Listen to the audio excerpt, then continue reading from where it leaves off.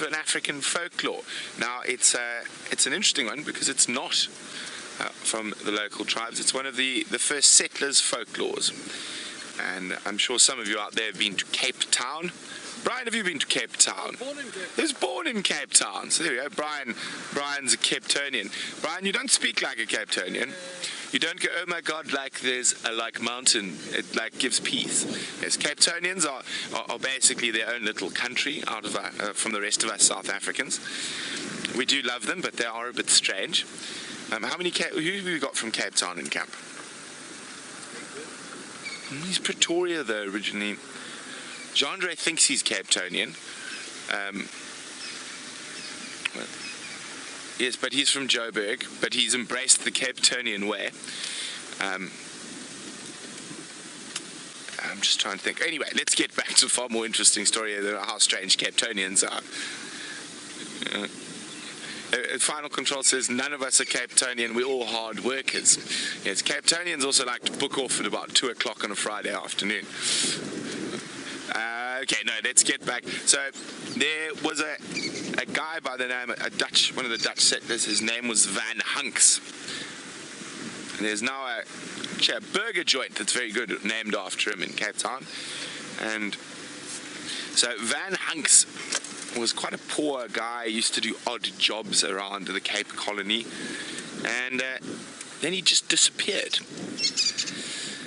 And he returned many years later with lots and lots of cashish, money and horses and fancy hats, because they were big into the fancy feathered hats in those days, and the puffy sleeves. And so he came back with a lot of wealth that he did not have.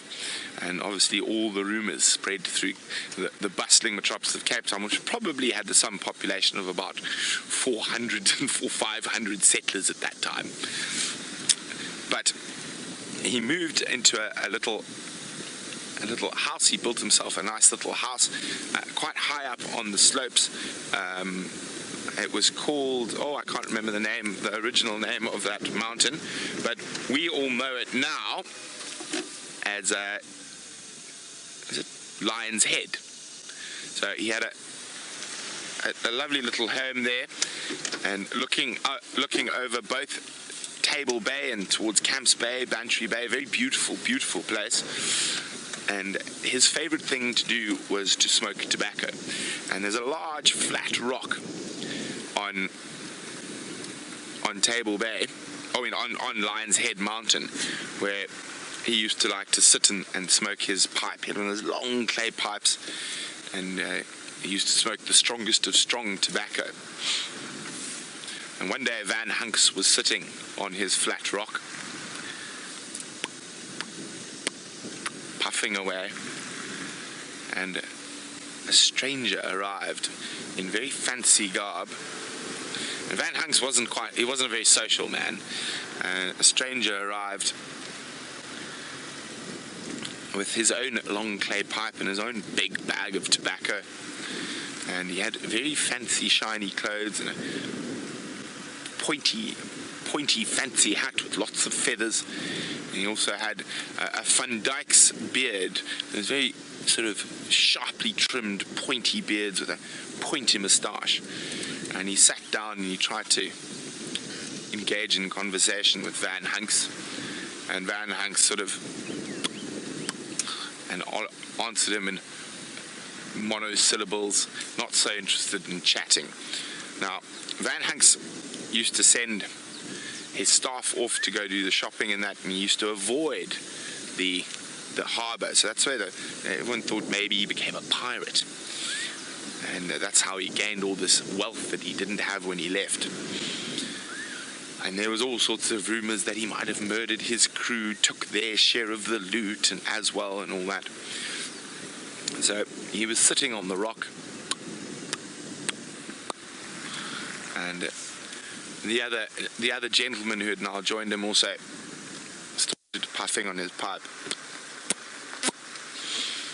And eventually, after a long time, he managed to stimulate some conversation out of Van Hunks. And Van Hunks being a cagey individual, and never really gave on where he gained his wealth, what he did. He just sort of carried on answering in very short sentences. And then the stranger said, "I am the greatest smoker in the Cape Colony." And Van Hunks chuckled and he said, "No, my dear, good sir, I am the greatest smoker. No one smokes more tobacco than me, and no one enjoys it more than me." So the stranger says, "Van Hunks, a wager, sir. And I will bet you I can smoke more tobacco and enjoy it more than you." Van Hunks laughed and said, and the wager, "And I'll wager it for your soul." Van Hunks laughed. Quack, quack, quack, quack, quack. "I lost my soul many years ago. Why not let's just smoke for the pure enjoyment of smoking?" And they started smoking. And they smoked. One day went by, and the smoke from their rock was blown by the southeaster and the big wind that comes off the Atlantic Ocean in Cape Town, and it went up onto Table Mountain, and it slowly started forming a tablecloth. 3 days, 4 days. Eventually, after 5 or 6 days, the stranger collapsed. He was green in the face. His hat fell off. And Van Hunks said, "I knew it! I knew you were the devil!" His horns were showing. And the devil was very, very angry that he was outsmoked by Van Hunks. And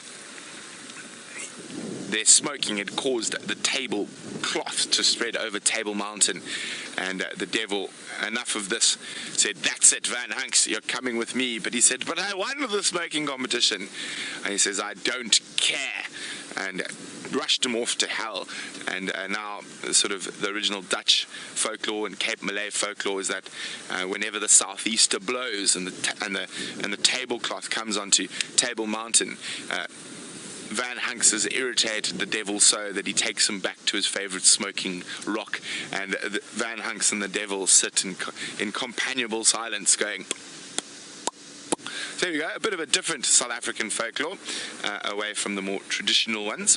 There are quite a few of those, of ghosts and all sorts, so here we go. Thought I'd mix it up a little bit.